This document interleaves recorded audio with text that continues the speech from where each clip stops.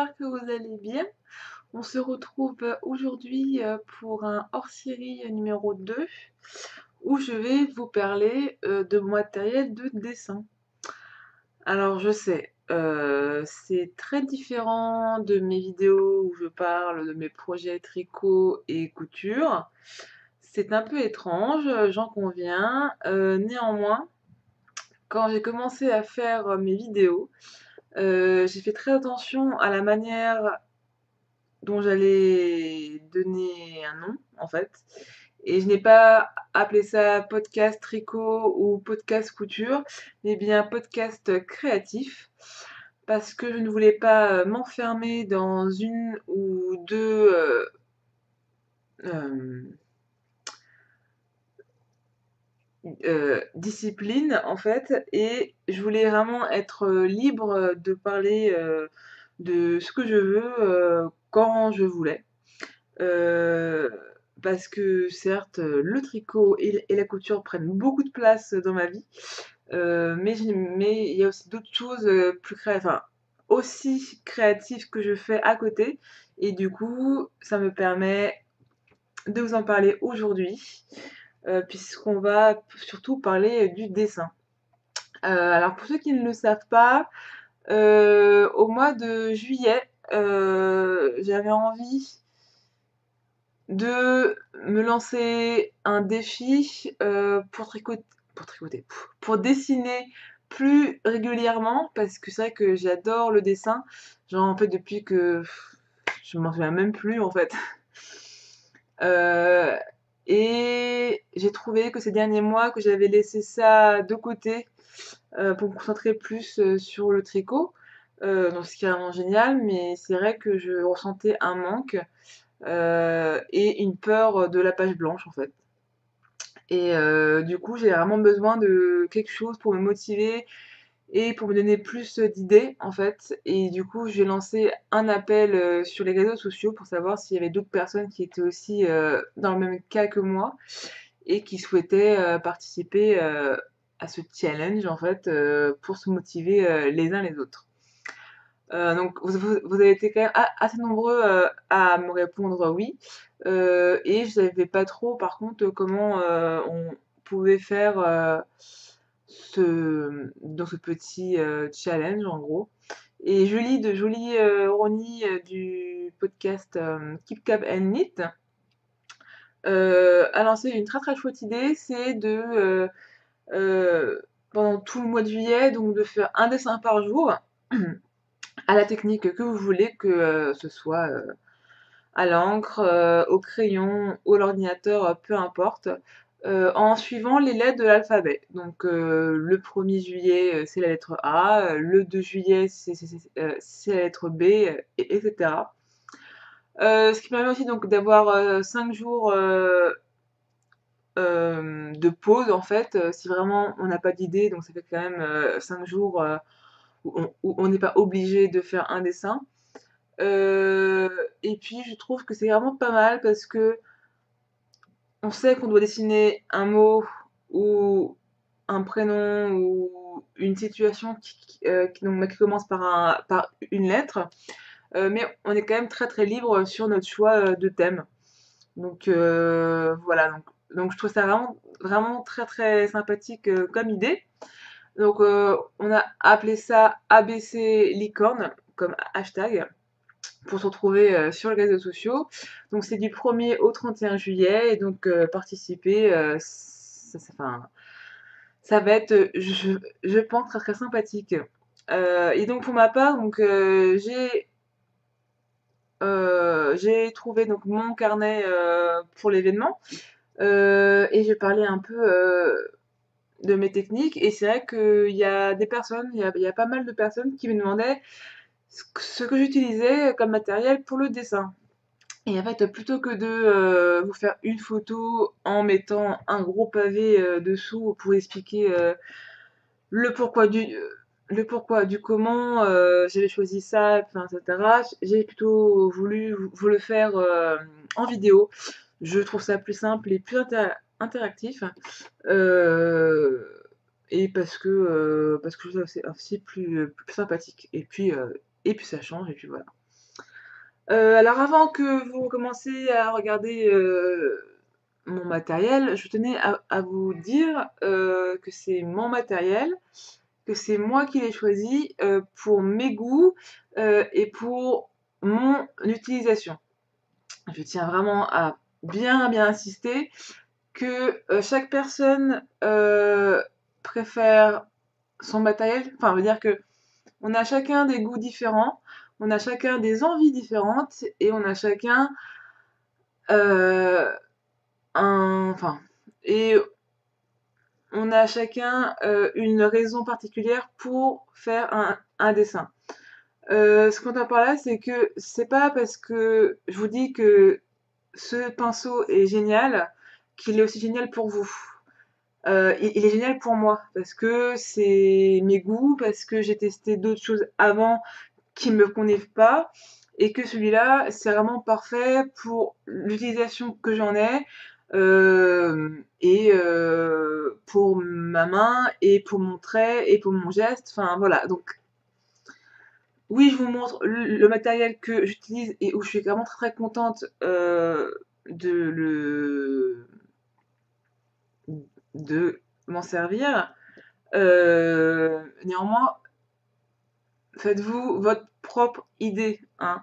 Il n'y a pas de il y a pas de recette, miracle en fait pour le matériel de dessin. Il faut tester en fait. Il faut tester avant de trouver la technique, qui nous convient. Par exemple, moi je sais pas du tout me servir de feutre.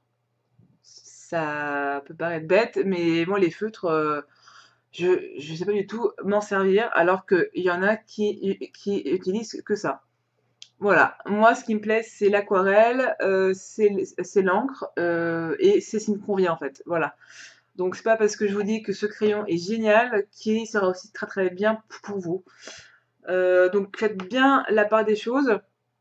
Heu, donc si ça vous inspire, pour tester vous, ça c'est vraiment génial. Mais si ça vous convient pas, ne venez pas me jeter la pierre. C'est vraiment enfin, chaque personne a ses propres goûts et donc il n'y a pas de matériel qui convient à tout le monde, quoi. Donc sachez-le. Et deuxièmement, alors vous allez vous rendre compte qu'il y a beaucoup de grandes marques, dans mon matériel et des marques qui coûtent cher. Je sais que tout le monde n'a pas les moyens de mettre 20 € ou 30 € dans un pinceau. Heu, chacun fait ce qu'il veut avec, ce qu'il a et puis, bah, ce qu'il peut. Je tiens à dire aussi que certes, ce sont des grandes marques et que les 3/4 de mon matériel, je l'ai depuis plus de 10 ans. Donc aussi, là, c'est à vous de vous poser la bonne question. Si vous utilisez un pinceau, 1 fois par an, ça vaut peut-être pas le coup de mettre 30 € dedans. Mais si vous êtes comme moi et que vous l'utilisez presque chaque semaine, faudrait peut-être se poser la question de qu'est-ce qui est le mieux pour vous, donc au niveau de votre confort et aussi au niveau, de la rentabilité, financière. Parce que mettre 30 € dans un pinceau, oui, ça fait mal, mais en même temps, moi, ça fait 10 ans que je les ai et ils ont pas bougé, hein, et aussi parce que j'en prends soin. Mais voilà, donc si vous faites de la peinture très souvent, est-ce que prendre un pinceau à 2 € mais de le changer tous les mois, est-ce que ça vaut, vraiment le coup, quoi? Donc avant de vous précipiter, dans les marques très chères ou dans les marques moins chères, faut se poser la question de quelle sera son utilisation, et qu'est-ce que vous voulez mettre, comme argent dans votre, matériel, hein. Il y en a qui dépensent des milliers d'euros dans leur voiture. Moi, je dépense mon argent dans les loisirs créatifs. Voilà, on a chacun nos sujets, où on dépense de l'argent et qui nous fait plaisir. Voilà, donc on ne se juge pas les uns les autres, que ça soit marque ou pas marque, que ça soit feutre ou aquarelle ou ordinateur, on s'en fiche. Le principal dans tout loisir créatif, c'est vraiment de se faire plaisir. C'est tout. C'est tout. Donc voilà, donc j'espère que cette vidéo vous plaira. J'espère qu'elle sera très très utile aussi. Et j'aimerais bien aussi savoir, moi, ce que vous utilisez, vous, comme matériel. Donc n'hésitez pas à me mettre ça donc, dans les commentaires, parce que ça m'intéresse beaucoup. Donc gros bisous et bon visionnage. Salut! Alors, avant de commencer à vous montrer mon matériel de dessin, je tenais à m'excuser pour la luminosité. Il y a beaucoup de lumière, donc on ne va pas se plaindre, bien sûr, mais malheureusement, du coup, ça fait qu'il y a vraiment beaucoup trop de lumière, de ce qui devrait, mais bon, bah c'est comme ça. Et on n'y peut rien. Alors, je vais commencer ça par vous montrer mon matériel sec, donc de crayon. Alors, quand je fais des croquis, j'utilise des crayons de papier assez gras. Donc, vous voyez, du 3B, du 7B ou du 8B ou même entre. Ça me permet d'avoir des contrastes vraiment très très marqués et d'avoir donc des dessins vachement plus contrastés et donc qui se voient mieux sur la page. Donc là c'est la marque Derwent Graphic, voilà, qui ont pas mal vécu. Sinon j'aime bien les Faber-Castell comme marque, et là c'est les Jumbo, donc ils sont assez épais, très très gros, donc c'est pas mal aussi si vous voulez faire des dessins avec des traits vachement plus épais. Donc vous voyez, c'est à peu près le double d'un crayon normal. Et comme vous le pouvez voir, donc là il y a un HB qui est toujours neuf, je l'ai jamais utilisé, alors que les autres sont assez plus utilisés, on va dire, et notamment le 6B qui est déjà quand même pas mal entamé. Voilà. Sinon, si je veux faire des dessins à l'aquarelle par exemple et à l'encre, où je sais que je vais ensuite gommer les traits de crayon de papier, j'utilise un Critérium, donc basique, hein, il y a pas de, il y a en fait pas de marque pour celui-là, et j'utilise du coup des mines HB pour le coup, parce que je veux que ça reste très très discret. Donc voilà, et n'oubliez pas que vous pouvez aussi trouver donc des mines de différentes couleurs, donc le bleu et le rouge, qui sont aussi pas mal parce que du coup le rouge se voit moins lorsque vous scannez vos dessins. Donc ça peut être une solution aussi si vous avez des traits que vous n'arrivez pas à gommer. Donc en fait du coup ce que je fais, c'est que j'ai 3 crayons différents, donc un pour le crayon de papier, un pour le bleu et un pour le rouge. Honnêtement, j'utilise principalement le crayon de papier et le bleu, et puis pas tellement le rouge au final, quoi. Et puis sinon, comme gomme, c'est cette gomme que j'utilise depuis déjà plusieurs années et qui est vraiment très c'est une bonne gomme. Ça peut faire rigoler, mais c'est vrai que vous allez vite vous rendre compte que quand vous effacez beaucoup vos dessins, qu'une bonne gomme c'est essentiel, quoi. Donc ça c'est principalement le matériel que j'utilise pour les dessins au crayon de papier. Ceux-là, je les ai depuis déjà plusieurs années. Je les taille assez régulièrement, et vous voyez donc donc ça diminue, mais bon petit à petit, quoi. Donc voilà. Et maintenant on va passer donc aux encres.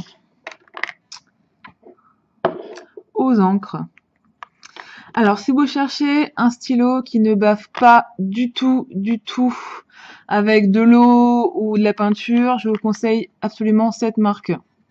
Alors je sais pas comment vous prononcez, Staedtler, et ils sont vraiment géniaux. Donc il y a 3 tailles. Hop. Il y a du 0,1, du 0,3, du 0,5 et du 0,7. Donc ça c'est l'encre noire et honnêtement ils ont jamais bavé. Vous pouvez enfin vous le trouvez assez facilement en plus dans les librairies aussi. S'il y a bien une marque que je vous conseille pour des stylos qui ne bavent pas, c'est celle-ci. Donc je les adore. Le seul problème c'est que pour moi ils sont pas encore assez fins. Donc ça c'est la mine la plus fine. Et pour moi je trouve qu'elle est encore légèrement trop épaisse. Donc voilà, donc c'est le seul petit reproche que je leur ferais. C'est vrai que j'aimerais bien qu'ils en fassent des un peu plus fins encore, mais bon. Sinon, je les adore parce que vraiment, ils ne bavent pas du tout, du tout, du tout. Il y a quelques mois, sinon, je me suis acheté ce stylo. Donc c'est un stylo noir de chez Muji, donc c'est du 0,38 mm.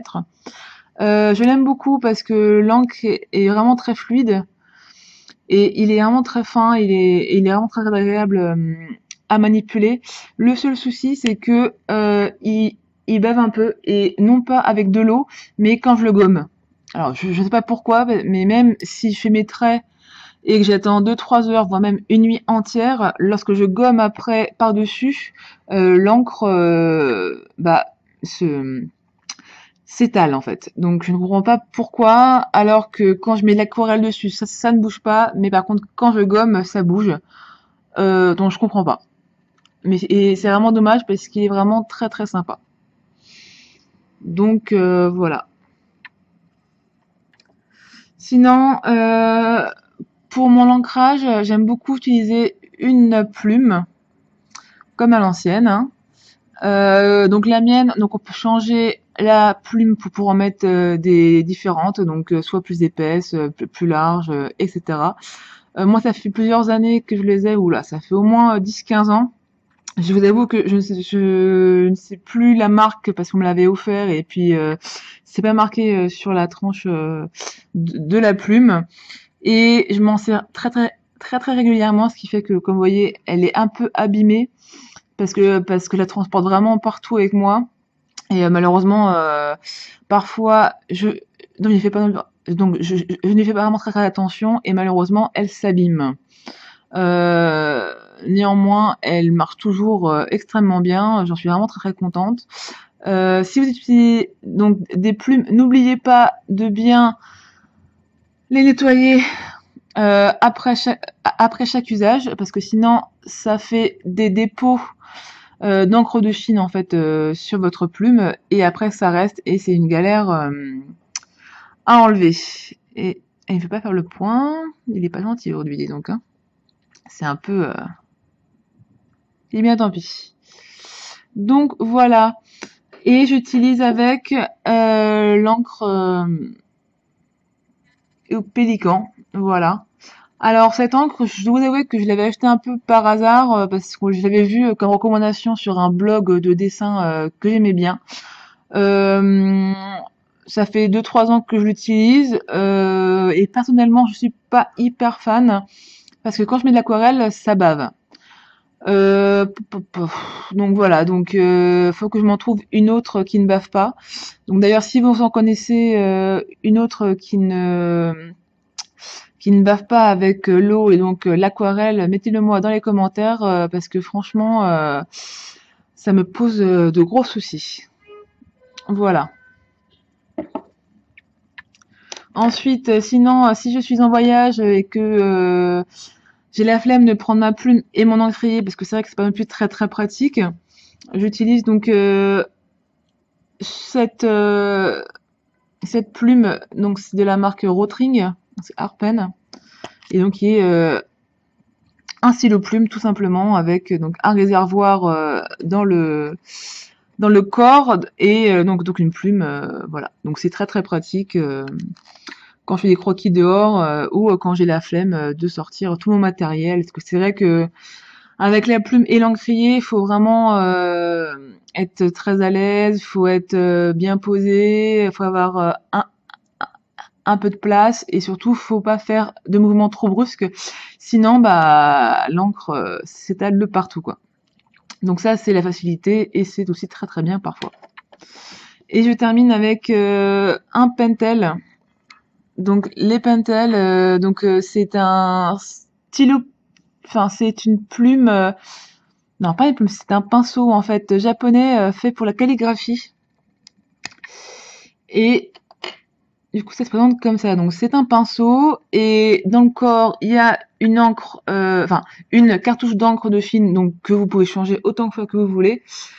Et ça permet donc de faire des traits plus ou moins fins en fonction que vous appuyez ou pas sur le pinceau. Alors, je trouve ça absolument magnifique. Je vois des illustrateurs qui en font très très souvent et je trouve qu'ils l'utilisent vraiment magnifiquement bien. Moi, ça fait déjà plusieurs années que je l'ai et j'ai toujours pas réussi à l'apprivoiser. Alors peut-être parce que je m'en fais pas non plus très très souvent, donc forcément j'ai pas le temps de bien apprendre cette technique. Néanmoins, je pense que c'est vraiment pas mon truc. Je vais persévérer, mais franchement, je vous le conseille parce que c'est vraiment un outil qui est des rendus vraiment absolument sublimes. Mais moi, j'ai encore du mal à m'en servir. C'est comme ça. Tant pis. Voilà. Maintenant, on va passer donc à l'aquarelle. Alors, si vous savez, je suis une grande fan d'aquarelle. C'est vraiment un médium pour la couleur que j'utilise systématiquement. Je l'ai appris au lycée et et donc depuis j'ai eu un véritable coup de cœur et à chaque fois que je dois mettre de la couleur, c'est vraiment par ça. Je suis vraiment pas douée du tout pour les crayons de couleur ou même pour l'acrylique ou la gouache ou les pastels. Mais l'aquarelle, c'est vraiment quelque chose qui est assez facile à prendre en main et qui, je trouve, est à la portée de pratiquement tout le monde en tout cas. Alors pour ma part, c'est une boîte de la marque Sennelier. Ça c'est un gros craquage. Mes parents me l'avaient offert après mes notes pour le bac de français, donc comme vous voyez ça remonte. Donc c'est une petite boîte, donc c'est le plus petit format je crois. Donc après donc il y en a des plus grandes. Et du coup ce que j'avais fait c'est que donc on avait été donc dans la boutique de Sennelier. J'avais pris la boîte vide et j'avais moi-même choisi mes petits godets. Donc je vais vous l'ouvrir. Donc voilà, donc ça s'ouvre comme ça et vous avez donc deux palettes de chaque côté pour faire vos mélanges de couleurs. Alors faut savoir quelque chose, c'est que les palettes, ça ne se nettoie pas. Les palettes d'aquarelle bien sûr, hein, pas de peinture. Pourquoi? Tout simplement parce qu'il suffit de remouiller les couleurs pour s'en resservir.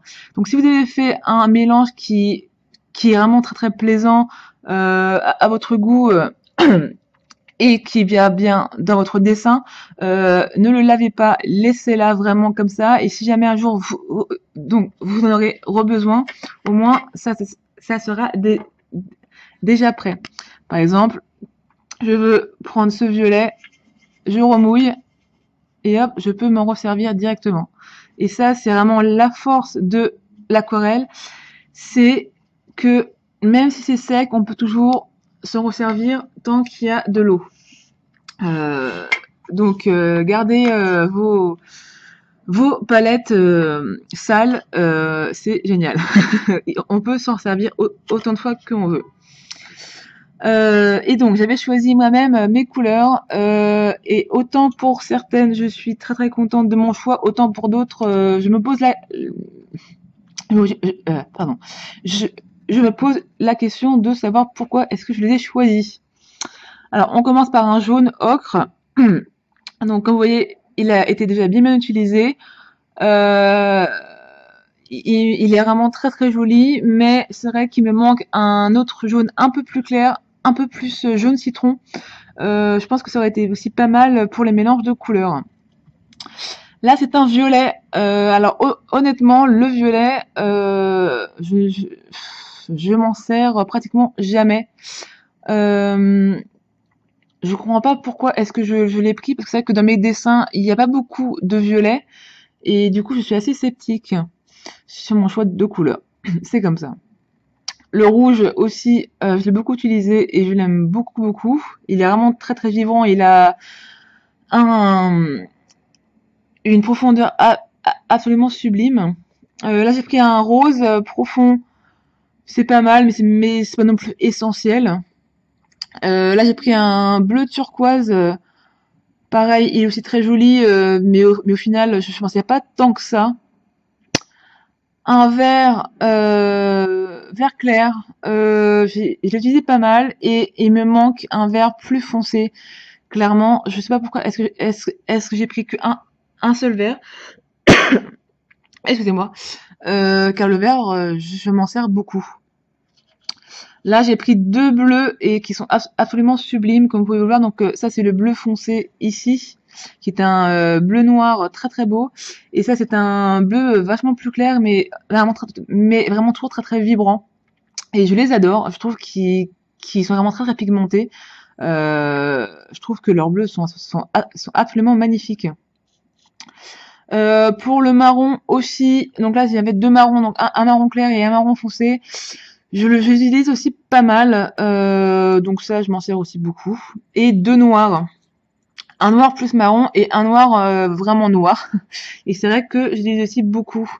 En fait, ils sont presque pas utilisés en quelque sorte parce qu'ils sont vraiment très très pigmentés et donc du coup j'ai vraiment besoin que de un tout petit peu à chaque fois. Donc c'est pour ça qu'ils ne descendent pas beaucoup. Alors comme vous le voyez, ça fait bien 10 ans que j'ai cette palette et j'utilise quand même pas mal de fois, hein, clairement. Et pourtant les godets, enfin, sont encore vraiment très très remplis. Euh, c'est une marque donc Sonnelier qui était qui était assez chère quand même, mais qui est d'une qualité absolument extraordinaire. Et comme vous le voyez, il me dure vraiment très très longtemps alors que j'utilise presque chaque semaine quand même. Donc voilà, donc pour moi, il y a des couleurs que j'enlèverais, donc comme le turquoise ou le violet, pour ajouter par un autre vert et un autre jaune. Ensuite, je sais que vous pouvez aussi trouver des palettes qui sont déjà remplies. Donc comme ça, vous n'avez pas à vous casser la tête pour choisir les couleurs. Moi, j'ai choisi de les prendre moi-même. À tort ou à raison, je sais pas. C'était mon choix. Je trouve aussi qu'il me manque du blanc. Parce que c'est vrai que pour faire des couleurs un peu plus pastel, ça serait pas mal. Voilà. Sinon, vous pouvez, vous pouvez aussi trouver d'autres marques moins chères, hein. Ça, c'est à vous de les tester et puis bah, de me dire, vous, ce que vous préférez comme marque. D'ailleurs, je vous ai pas dit les prix des autres matériels, mais bon, en même temps, pour les crayons, c'est jamais non plus très très cher. Je pense que le Pentel, c'est à peu près dans les 10 euros ou alors 15 euros, je me souviens plus. Et les feutres, enfin les stylos sont aussi pas non plus extrêmement chers, hein. Donc voilà. Après, ce qui coûte cher, donc c'est l'aquarelle surtout et les pinceaux. J'en viens. Mes pinceaux. Alors, je suis une grosse bourge du pinceau. J'aime la marque et j'aime la qualité. Et en fait, je ne m'en cache pas. J'aime mettre beaucoup d'argent donc, dans ma peinture et dans mes pinceaux parce que les marques que je choisis, c'est vraiment celles que je préfère moi. Et elles me vont extrêmement bien et je suis vraiment très très à l'aise avec ça. Après, si vous avez d'autres marques que vous aimez bien, donc mettez-les moi dans les commentaires. Je suis toujours très très curieuse. Et donc pour les pinceaux d'aquarelle, mes préférés, donc c'est les petits gris purs. Alors, est-ce qu'il va faire le point? Je ne sais pas. Je ne sais pas. Hop, hop, hop. Oh là là. C'est une vraie galère. Donc ce sont des petits gris purs, donc ce sont des pinceaux pour aquarelle. Et leur caractéristique, c'est que, comme vous voyez, ils sont... Ah, ça m'énerve ça. Ils sont bombés à la base et ils sont fins à la pointe, ce qui permet d'avoir beaucoup d'eau et d'aquarelle donc dans le corps, mais d'avoir une ligne assez fine par la pointe qui est quand même très très fine. Donc j'en ai de plusieurs tailles et c'est ce que j'utilise le plus souvent. Ils sont en poil d'animal. Je dois avouer que je n'aime pas les pinceaux à poils synthétiques. Je n'ai pas eu de très très bonne expérience avec les poils synthétiques.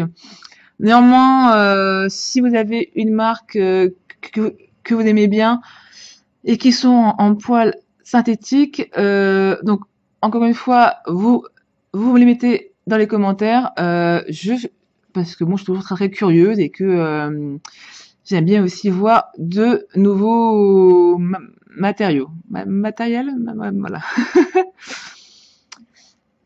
Donc ça c'est mes pinceaux chouchou quoi. Donc c'est le petit gris pur et c'est vrai qu'il coûte pas très très, enfin c'est pas très très donné, mais je les adore vraiment vraiment vraiment beaucoup.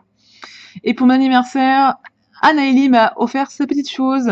Alors quand je l'ai vue, j'étais un peu sceptique. Je savais pas trop ce que c'était. Donc bon, du coup je lui ai dit ah bah merci, c'était vraiment très sympa. Et en fait, quand on ouvre, c'est un pinceau de transport. Mais oui oui oui. Et encore une fois, c'est un petit gris pur. Et je trouve absolument sublime. Et je trouve que c'est une très très bonne idée parce que comme les personnes comme moi qui aime bien faire du croquis à l'extérieur, au moins c'est quand même très, très pratique pour le ranger. Alors par contre, le petit souci que je dirais, c'est que par exemple, là, il est sec et du coup, quand je veux remettre le truc, vous voyez, les poils se mettent un peu n'importe comment.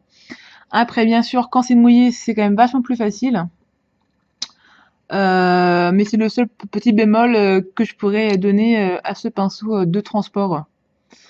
Et aussi, le problème avec ce pinceau, c'est que certes, il est vraiment très très pratique, mais néanmoins, il faut quand même transporter son gobelet d'eau à côté. Alors, pour le gobelet d'eau, je vous conseille de prendre des gobelets pour quand vous allez faire comment dire, quand vous allez au laboratoire pour faire pipi dans des gobelets pour des contrôles d'urine, et ben prenez ces gobelets parce que certes c'est quand même très très glamour. Néanmoins, vous pouvez être sûr qu'ils sont hyper hermétiques. Et j'avais la maman d'une amie qui travaillait donc dans un laboratoire et qui m'en avait ramené 2 ou 3 je crois et qui m'ont servi pendant des années et ça c'est juste hyper pratique et vraiment génial si vous faites de l'aquarelle en extérieur. Après, si vous voulez pas prendre votre pinceau de transport ni votre gobelet, parce que c'est vrai que c'est parfois même plus très très pratique, je vous conseille ces pinceaux de transport. En fait, ce qui est vraiment de génial, c'est qu'il y a un réservoir d'eau directement dans le corps du pinceau.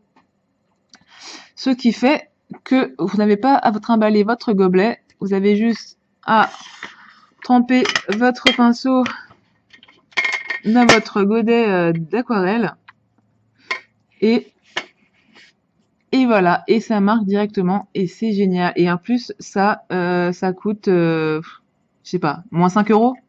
Voilà. Et c'est hyper pratique. Pour le prix, franchement, c'est incroyable. Je l'ai depuis le lycée, hein, donc ça fait plus de 10 ans que je l'ai et c'est increvable. Et je le transporte vraiment partout, et ça ne bouge pas. C'est vraiment super.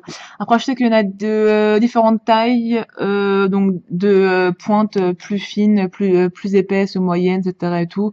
D'autres carrées, d'autres rondes. Je vous avoue que j'ai pris ce qu'il y avait à l'époque. J'ai pas fait gaffe non plus vraiment à la pointe. J'ai pris, je pense que c'était la taille moyenne et puis pointe fine. Et voilà, et c'est génial. Et j'en ai un deuxième où j'ai mis dans le corps de l'eau et de l'encre de Chine, ce qui permet de faire un petit lavis directement. Pas besoin de prendre son encre de Chine à côté. Il suffit, hop, voilà, de presser un peu et de peindre. Et vous avez directement votre encre qui est colorée. Ça, c'est génial, hein, bien sûr. Hein. Donc, vous pouvez mettre de l'encre de n'importe quelle couleur, hein, bleu, rouge, jaune, peu importe.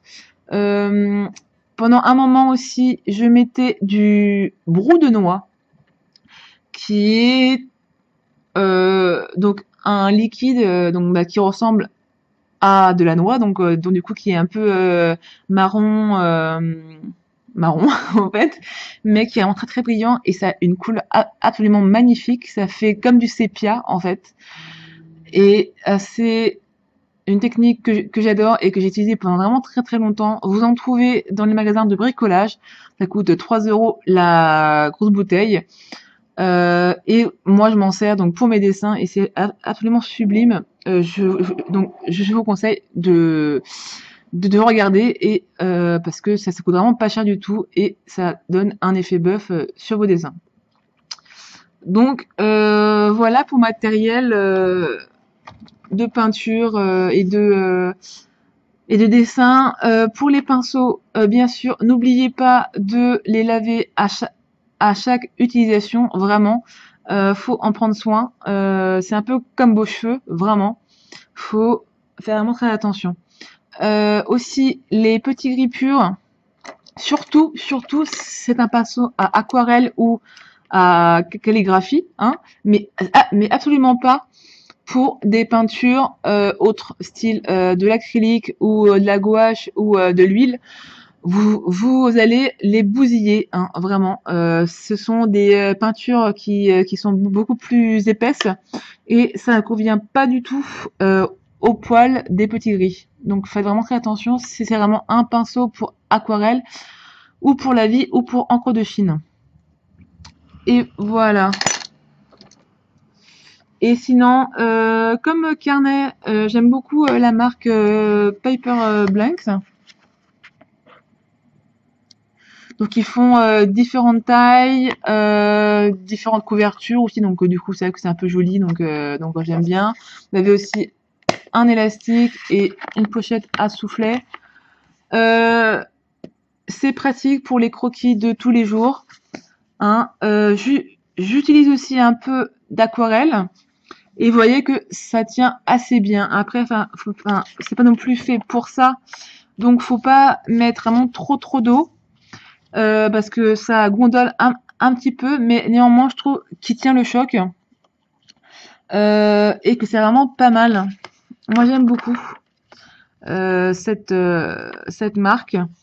Donc, je l'utilise vraiment pour les croquis, vraiment comme ça, quoi. Enfin pour les gribouillis quoi, enfin moi ce que j'appelle. Et il se trouve à je sais pas cette grosseur là 15 €, 17 € je crois. Voilà. Sinon si vous voulez vraiment un papier aquarelle, je vous conseille la marque Moleskine. La marque Moleskine. Alors il veut pas faire le point aujourd'hui, voilà. Moleskine. Alors, je vous avoue tout de suite que c'est une marque de luxe, hein, donc ça coûte cher. Néanmoins, leur papier aquarelle est absolument sublime. Il est vraiment très épais, mais le grain est vraiment très fin. Et il tient le choc. Et franchement, je suis vraiment très très amoureuse de ce papier, même si c'est pas non plus trop donné quoi comme marque. Et il y a aussi un petit soufflet à la fin. Il y a différentes tailles, il y a aussi différents types de papier. Donc ça c'est un papier aquarelle, mais je sais qu'il y a aussi du papier pour croquis, donc pour les techniques sèches, donc comme le feutre ou le crayon. Et il y a aussi donc les carnets à la ligne ou à point, etc. Ça, j'ai pris un carnet à aquarelle et franchement, je suis très très fan. Même si je l'ai jamais fini en fait, ce carnet. parce que comme c'est tellement beau comme papier que j'ai du mal à l'utiliser. J'ai un peu peur de gâcher les pages. Donc il reste un peu près de moi et j'ai fait 2-3 croquis en plus dont je suis même pas contente, mais bon, voilà, c'est comme ça. Donc voici un petit aperçu donc de mon matériel, ou en tout cas ce que j'utilise à chaque fois. Donc vraiment mon combo gagnant pour les croquis pas prise de tête. Donc c'est mon carnet, ma boîte d'aquarelle, mon réservoir, mon stylo, mon pinceau à réservoir, ma gomme et un petit critérium. Voilà. Et si vraiment je veux faire les contours, soit mon stylo plume ou soit les stylos qui ne bougent pas. Ça, c'est vraiment mon matériel que j'utilise à chaque fois quand j'ai la flemme de sortir mon godet et mon pinceau ou mon encrier et ma plume. Voilà, ça c'est vraiment ça que j'utilise au maximum. Et si vraiment vous avez la flemme de sortir votre boîte d'aquarelle, il y a toujours cette astuce de mettre de l'encre donc dans le réservoir, et du coup vous êtes paré pour aller dessiner n'importe où, n'importe comment, dans n'importe quel temps dehors. Voici, donc ça c'est ce que j'utilise moi. Donc dites-moi vous ce que vous prenez comme matériel dans les commentaires. Encore une fois, c'est pas non plus le matériel qu'il faut avoir pour dessiner, hein. Ça c'est mes goûts à moi, c'est ce que j'ai testé durant des années et que je préfère moi. Ce sont les marques que j'aime moi. Je sais qu'il y a plein d'autres marques qui sont dit très très bien et pour tous les prix. Donc le seul conseil que je pourrais vous donner, c'est de tester, vraiment de tester avant d'accéder, enfin avant de trouver mon combo préféré. J'ai testé des dizaines et des dizaines de stylos, de crayons, de gommes, etc. Il n'y a pas de matériel type pour tout le monde. C'est vraiment un choix vraiment très, très personnel.